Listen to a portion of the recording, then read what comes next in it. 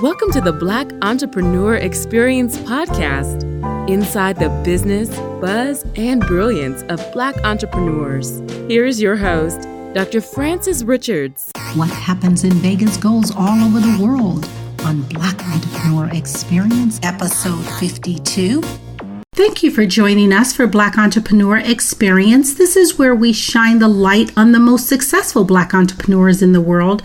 I'm your host, Dr. Frances Richards. I am so honored to have with us Bola Sokunbi, and she is the founder of clevergirlfinance.com, and she helps women become accountable, ditch the debt, save money, and build real wealth. She's a certified financial education instructor, money expert, business strategist, all-around finance junkie. Welcome, Bola. Hi, thank you so much for having me on the podcast. This is awesome. I'm excited. Well, we are really excited. And you know what? I have given our audience a really brief bio about yourself. Why don't you fill in the gaps and share with us what you'd like for us to know about yourself and your company? Absolutely. So as you mentioned, I'm a certified financial educator, and my goal is really to help women build real wealth. And I focus on women because of my background. I was raised with both of my parents, but I had a mom who taught me a lot of financial lessons and who helped to get my family out of financial distress when my dad had to retire about 15 years earlier than he planned. And also because I am a female, and there are a number of factors that are not necessarily in our benefit, as women. For example, we typically earn less than men, about 20% less. And then when we break it down by demographic, those numbers are even more, depressing. A lot of us will take time off of work to raise children, either temporarily or permanently. And many of us, we live longer than men. And so we need more money to take care of ourselves. And by nature, women, we're givers. We always want to give to everybody. And we sort of think of ourselves last. So my goal with Clever Girl Finance is to help women make the right decisions around their money so that they can actually attain that dream life, that life that they imagine. And it all comes with planning and dedication and commitment. And so that's really the goal around Clever Girl Finance, to help women build real wealth. So Bola, tell us, how did you decide this was the business for you, and what was that aha moment that you knew it was going to be successful? Okay, so I'd kind of been going through a phase in my life where I was feeling a little bit unfulfilled. I had just had my twin babies, and I was making a long commute into New York City. I live in New Jersey, in order to get to work. And I loved my job. I loved my career, but I just had this itch inside me where I felt like I needed to do something that mattered, something that was going to have an impact on people. And so I started brainstorming, what could I do? What was I passionate about? What would have an impact? What would make a difference in people's lives? And the first thing, a number of things came to my mind, but everything that came to my mind revolved around personal finances and women. And so that's really where I got the aha moment. It actually took me a little over a year to figure it out, but I did, and Clever Girl Finance was born. So during that moment when you said that it took you a year to actually build your business, Clever Girl Finance, were you still working at that time? Yes, I was actually working so Clever Girl Finance is about 2 years old, and I actually worked the first year of my business. So brainstorming, I was going to work, every day, coming home at night, journaling. I spent a lot of time journaling, trying to figure out what it is I wanted to do. And then when I eventually launched Clever Girl Finance, it was the late nights, it was the early mornings while I was still commuting to work. And I got to a point where I couldn't balance the two anymore. And so I made a decision to leave my job to work in my business full time. So the career that you left, is it related to anything? Is it related to finance, or is it polar opposites? It's opposite. So I am a computer science major. I worked in technology strategy, and, I'm a tech girl. And so, finance is not related to what I did at work. This comes from a passion. Although I hope to be able to implement, my tech background into what I do with Clever Girl Finance at some point. They're two complete polar opposite careers. So I'm going to jump. When you talk about you're a tech girl, love that. Is there a technology tool or a technology platform that is a must-have for you in managing your business day to day?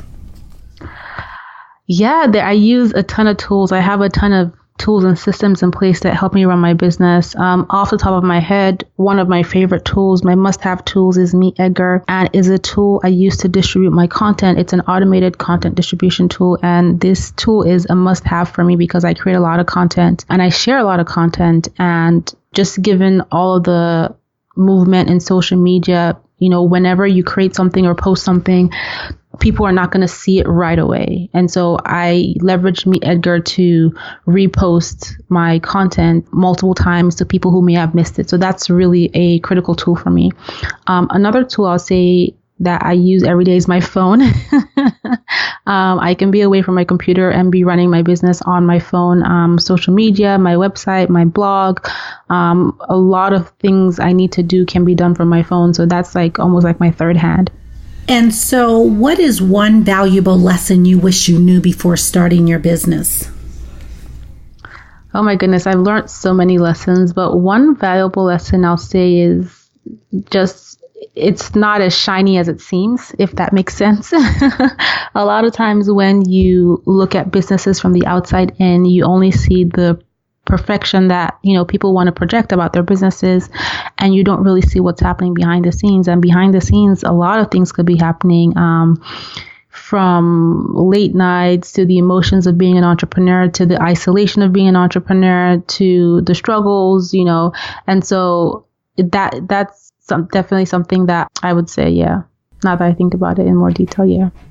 So how would you, Bola, define success? I think it's individual to each person. But to me, success is being able to meet my accomplishment or meet my goal of what I intend to do with my business, which is helping women, bringing value to women and helping them change their lives. That's my ultimate goal, regardless of how I get there. And just being able to have that impact or have that effect on women and having them tell me, this thing you did helped me, this session we had helped me, that to me is success. So what's a daily or weekly habit that you consistently do that has given you the greatest success? I'd say prayer. I start my day every day with prayer. And that's just a habit that for me just helps to reset my mindset every morning and put me in that positive space. And when I'm in that positive space, I'm operating at my best self. So that's definitely one. The second thing, business specific, that has given me the greatest success is creating content. I create a ton of content, and I create a ton of content every day, and it's valuable content. It's content that can help people, and creating that content and putting it out there has really been pivotal in the success I've had in my business and allowing me to grow as a business owner. So as a content creator, are you personally putting out all the content, or have you actually hired others to help put out some of the content? So I create a bulk of my content, on my own. I do have part-time team members who help with the distribution. I have the tools that help, with the automatic distribution. And I do several collaborations with other people who create content on my platform or who come on my podcast. But the bulk of it is coming from me. It's really financial education in my voice. And the reason why I do it that way right now is because one of the angles in which Clever Girl Finance comes from is an approachable and relatable angle.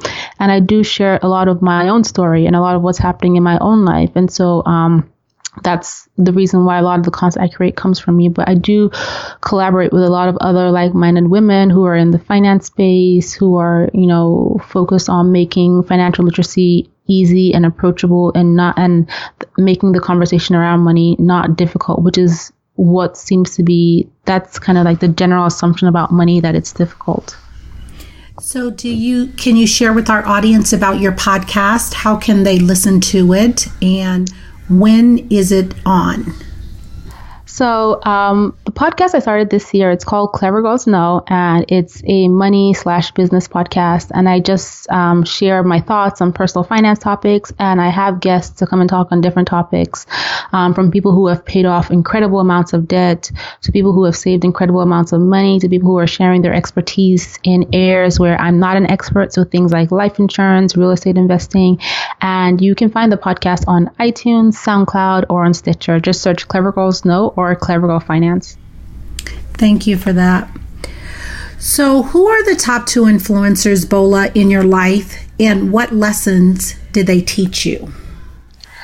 So top 2, number 1 would definitely be my mother. And I'll tell you a little bit about that story just so you can understand why I choose her. I mean, it's very cliche to choose your mom, but, my mom is, I call her my clever girl number 1 because she's really the big motivation behind my business. And growing up, my mom got married really young. She got married at 19. She didn't have a college education. She was a young mother. And as she started to get older, she started to notice specific things with her friends that she did not like at all, and she did not want to find herself in that situation. Amongst the things she was noticing was that her friends were not very involved in the family finances.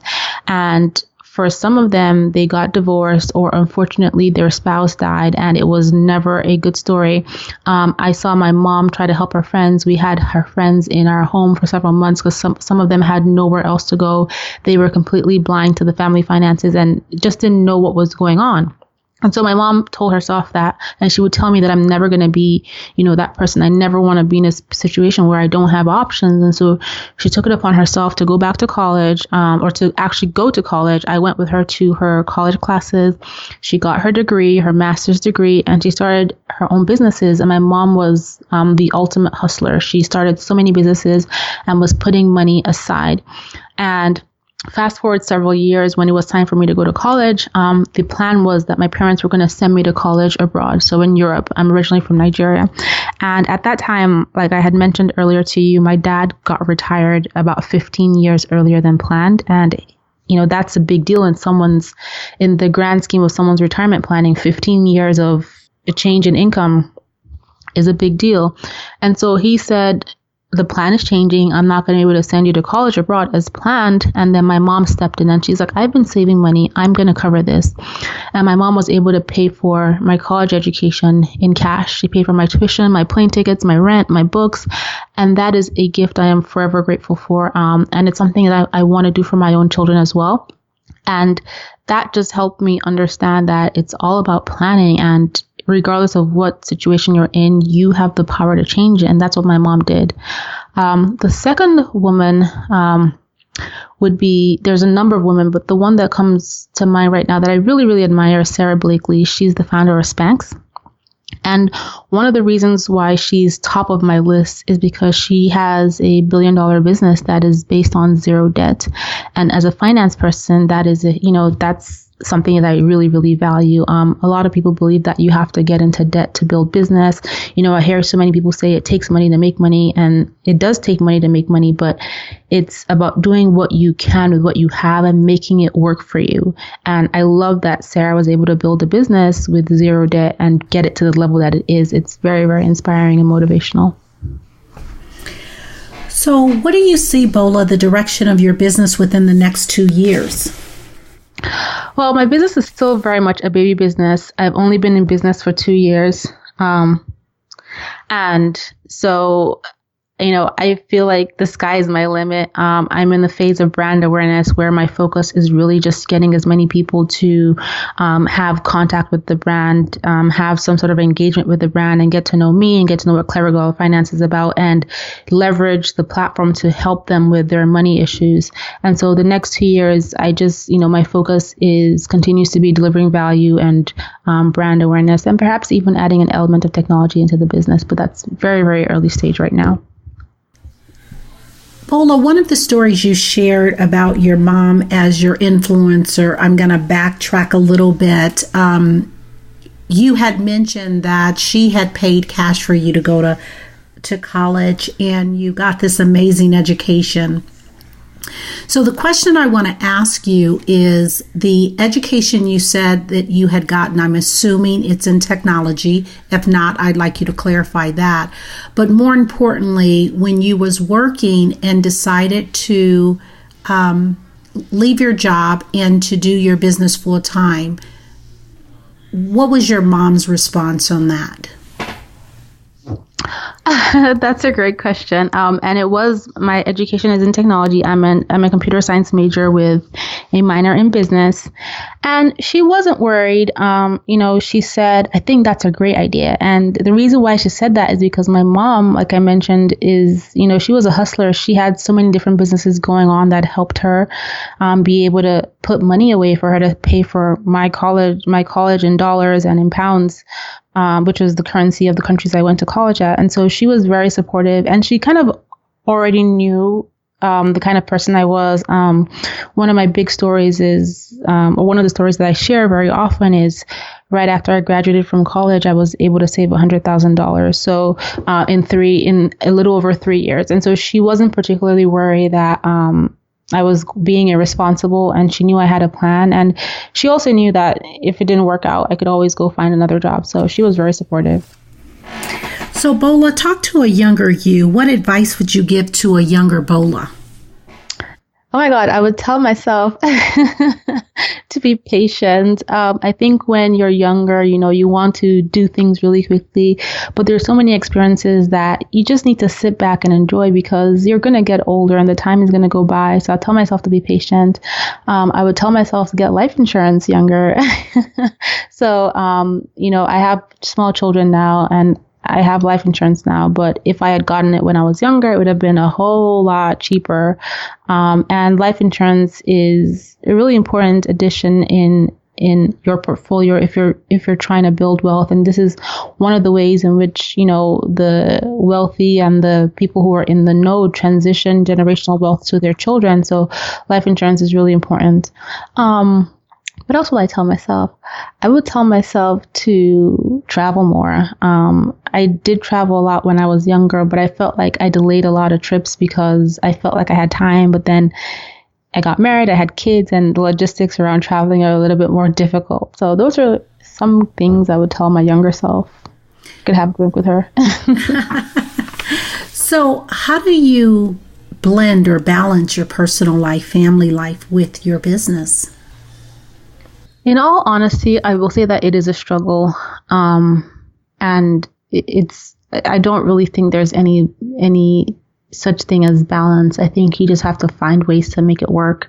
Building a small business, especially with the goals I have in mind for my business, it requires a lot of me. And also having small children, having twin toddlers requires a lot of me. And so it's picking what's most important on that particular day. And it could be my family, it could be my business, and just going with it. But balance is really a struggle, because at this stage of my business and where I'm trying to take it, it's really difficult to say, oh, I'm going to work from 9 to 5 and then I'm done until tomorrow.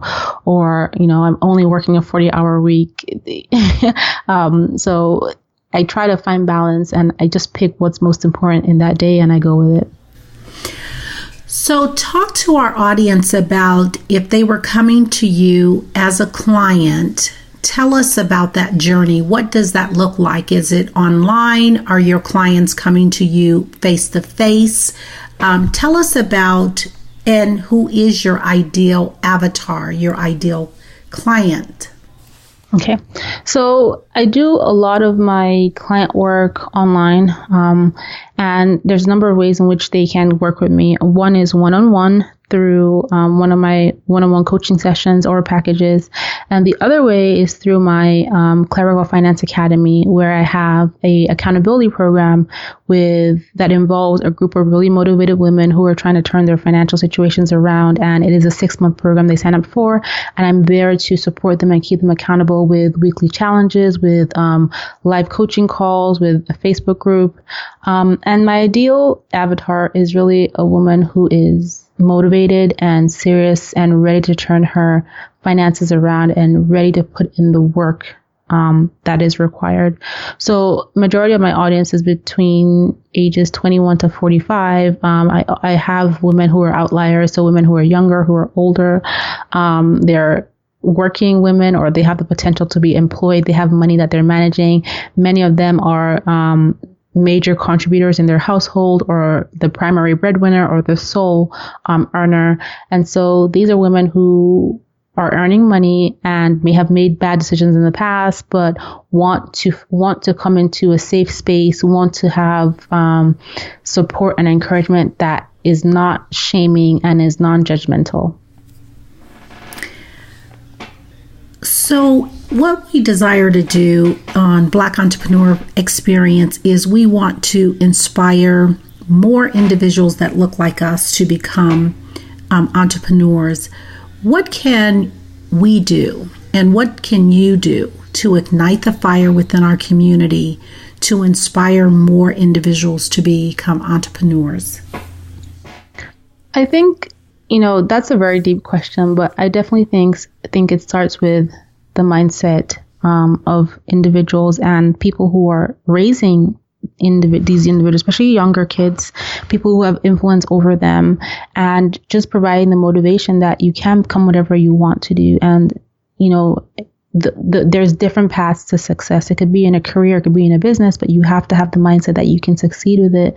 I would also say that, it's important to get educated, and if there's something that you want to do or something that is on your heart to do, but you can't figure out how, there's a ton of resources at your fingertips thanks to the internet that can help you get started, from YouTube to podcasts to, the news and things like that. There's so many resources out there to help a newbie business owner get started. And I also think one of my responsibilities, being a woman of color and with the business I have, is that I have a social responsibility to teach women like me that they can be successful with their money and help guide them. And so those are my thoughts on that. So with your company, Clever Girl Finances, do you have a social mission or a social cause that you had wrapped around your company? Yeah, absolutely. And so one of the key reasons I started Clever Girl Finance is because there really isn't anything that caters to women, or even minority women, when it comes to the personal finance space.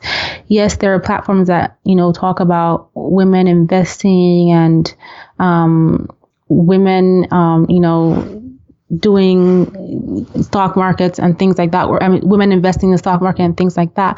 But there wasn't really anything that met the minority woman at the point of her need, given the background that she typically comes from, which is, what happens in our society is that we don't always have the conversation about money with our parents. And that's not because our parents don't want to have the conversation. It's because a lot of our parents don't necessarily know, or they may not have necessarily made great decisions with their money, or they just are like, this is not stuff we talk about with our children.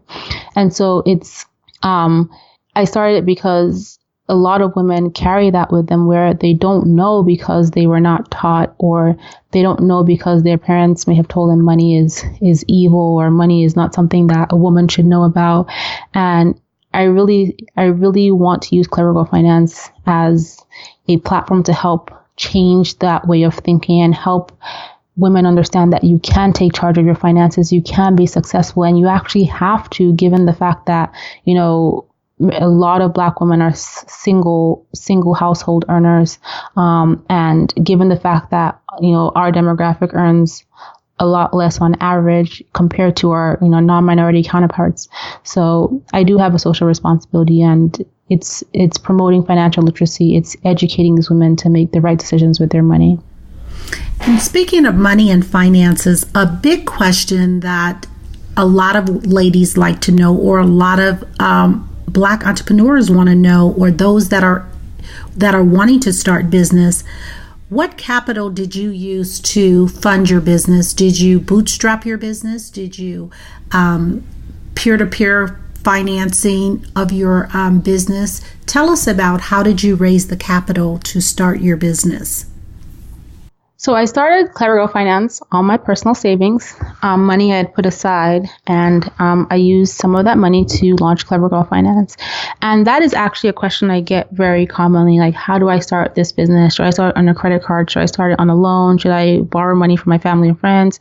And I always tell people that you want to pace yourself. Being a finance person and just given the philosophy I follow, I'm not a big fan of building business on debt. And so that's why I worked, a year full time and ran my business full time so that I could get my business on its feet. And I waited until I was able to make that transition as smoothly as I could before I quit my job. And so I always say, if you want to be a full-time business owner, and you need capital, then open up a bank account and start putting money aside to save towards launching your business. Or if you absolutely need to start working in your business right now full time, then don't be ashamed to get a part-time job to support your expenses, to live your life, and also to help you support your business. If you do plan to get a loan, or you plan to, leverage money from family and friends as a loan, then you want to make sure that you have built-in projections as to when you're going to break even in your business, and have an idea of what you need to put in place to get your business to profitable so that you can put a plan in place to be able to pay back these loans. A lot of people make the mistake of starting a business, borrowing money, and assuming things are just going to work out. And so your business plan is critical. You have to understand, you have to get intimate with what is you're trying to put out there as a business. Who is it for? Why should they come to you? How are you going to get people to know about your business? Why should they buy from you? What's going to be your unique factor? What is your competition doing? How much money do you need to get the business off of its feet? And how much money do you need to spend every single month to keep your doors open? Those are all things you need to lay down before you borrow $1 of money, or before you spend a dime of your own money. You have to have all those things in place so you have a sense of what to expect as you start to run your business. So in Clever Girl Finance, in your courses or your one-on-one coaching, do you coach from a business perspective also, or is it just personal finance, or is it the whole financial package of a woman? So I do both, but in the academy is specifically a personal finance academy. I haven't built in business strategy or business finance in there yet, but I do one-on-one business coaching as well. Okay. Now, if you had to do it all over again, would you do the same business, the same industry, at the same time? Yes. I think that I wouldn't change anything. I wouldn't even change the failures or the lessons. They have all been so valuable, and I would do it exactly the same. So, speaking of failures, let's shift gears and pivot to that. What is the worst moment in business, and what was that takeaway? I've had a number of worst moments, but I think that I don't know how terrible they are, given that this is a 2-year-old business. But I'll give you a couple examples. I have a physical product in my business, and I had made all these plans to get the order delivered so I could deliver it to customers of mine who were on a waiting list. They had paid and were waiting for their product. And when I got it, the planners, about 40% of them were damaged due to poor packing, and people had been waiting 3-4 weeks to get their planners. And I didn't know what to do. I started crying. I was like, oh my God, my business is ruined, my reputation. And after I calmed down, I was like, okay, I need to get objective. I need to put on my business strategist hat. And this is a problem. What am I going to do to solve it? And I just basically reached out to my clients, and I was like, listen, your order has been delayed. I gave them the honest reason why. It was damaged in transit. But if you're willing to hang around, it'll be with you in the next 3 weeks. And most of them understood. And I realized that it wasn't such a big deal. Communication is key. Honesty is key. And just being as transparent as possible with your client, with your customer, is really, really important, because people will trust you even more knowing that you weren't trying to run a fast one on them, or you weren't trying to hide anything. So that was definitely valuable, that, things are going to happen, but how are you going to deal with them, and how are you going to convey the situation to, your client and your customer?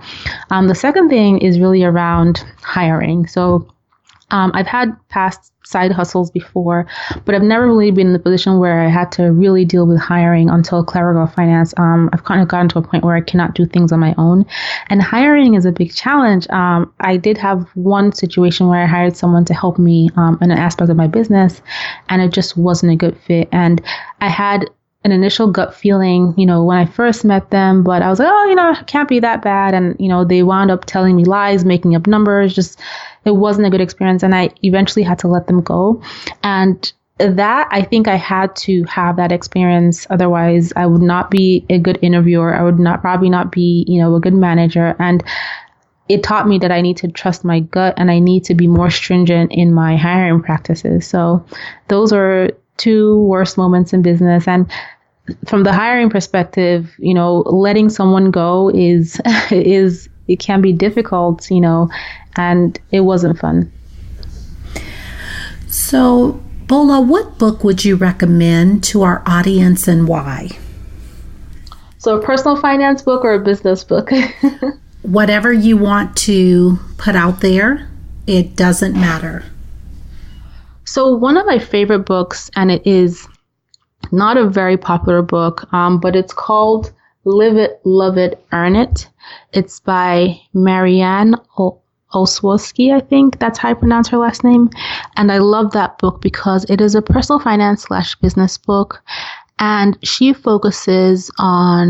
talks about how to build wealth and running businesses and things like that. And she has great personal stories from her celebrity friends, but she focuses a lot on mindset and getting your thoughts together and determining your why. And I love that book because, when I coach people and just in my experience with my own life, having the right mindset and understanding your why is critical to the success of anything you do in your life, your career, your finances, your relationships. You have to have the right mindset. You have to think about the way you think and the way you speak. And so that's one of my favorite books. So what do you do, Bola, when you hit a bump in the road? How do you adjust and reset? That happens all the time. Entrepreneurship is bumpy. There is an image that I see on Instagram very often, and it's titled something about the emotions an entrepreneur goes through on a daily basis. And it's like, at 9:00 you're up, you're excited, you're killing it. At 9:15 you're like, oh my God, woe is me, this is a disaster. At 9:25 you're like, oh my God, this is amazing. And so I let whatever emotion I need to feel, I let myself feel it. If I need to get angry, if I need to cry, if I need to vent, whatever it is. And 15 minutes, maximum an hour, I have to get objective because what I'm trying to accomplish in my business is so much bigger than me and how I feel. And there is a solution to every problem. It may not always be the solution that you want or that is ideal, but there's always light at the end of the tunnel. So I deal with the emotion and then I figure out a strategy to get past the challenge. That's just my approach. I do not allow myself to wallow. I feel like if I'm ever in the space where I'm just like sitting stuck and depressed over something and not doing anything about it, then I'm done in business. So how did you come up with the name Clever Girl Finance? I get that question quite often, and it's very cliche. I came up with it in the shower very randomly, and I just couldn't figure out what to call my business. I knew I wanted it to have the name girl in it because I wanted it to be immediately identifiable with women. I thought about Money Girl. That was the one other name I thought about, but that's actually a name that's owned by a brand. And Clever Girl Finance it just came to me in the shower like, ta-da, that's what it's called. So talk to the person in our audience, Bola. They want to start a business, but they're fearful. What advice would you offer them? That would be how I felt and how I feel a lot every day. And fear is normal. Fear is part of the journey. And, in business, no matter how successful you get, there is always going to be some element of fear. There's going to be something to be afraid of. And you can ask any successful business owner because you're taking the entire responsibility of something you're trying to do and you're putting it on yourself to make it successful. So I'd say embrace fear, make it a part of your everyday, but you tell your fear you can come along for the ride, but you're not allowed to interrupt me. You can sit in the back seat and be quiet and watch what's happening, but I'm going to keep going.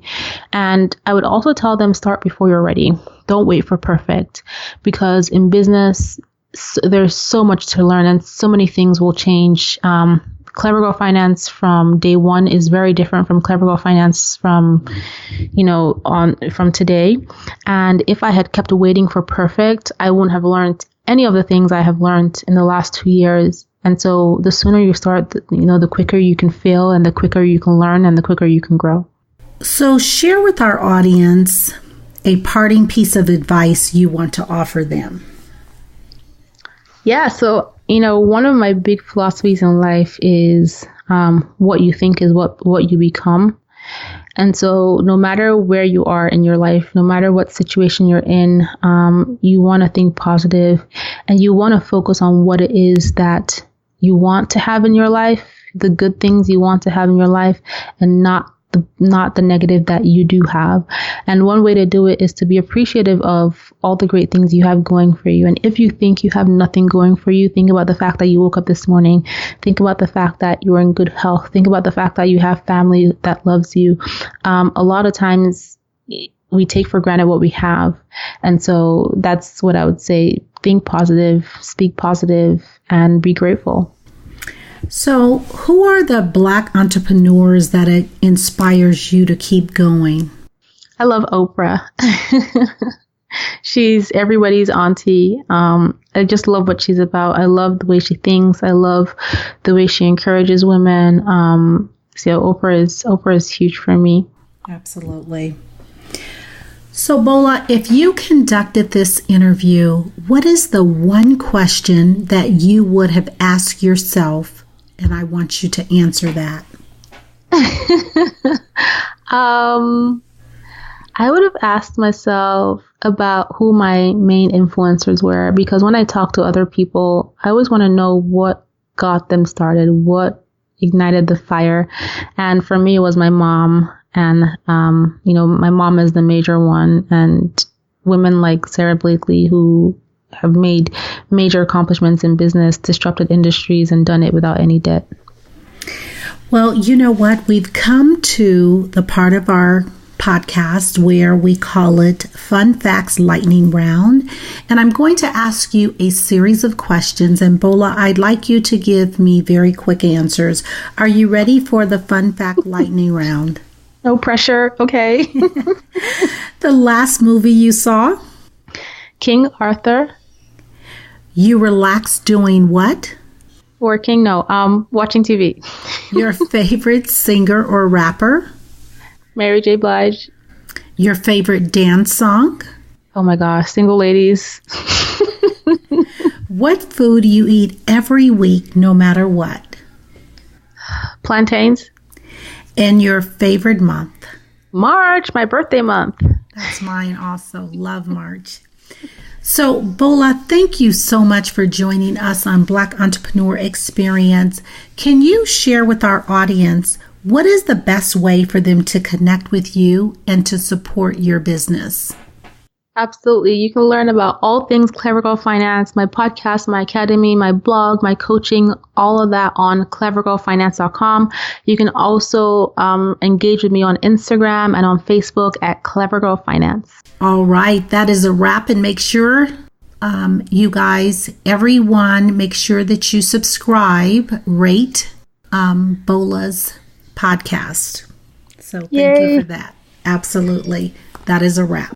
Thank you for listening and subscribing to Black Entrepreneur Experience. We would love for you to leave a review and rating on iTunes and share with your friends. For show notes and more episodes, go to www.beepodcast.com. Join us next Wednesday, and remember, green is the new black. So keep your bank accounts and your business in the black.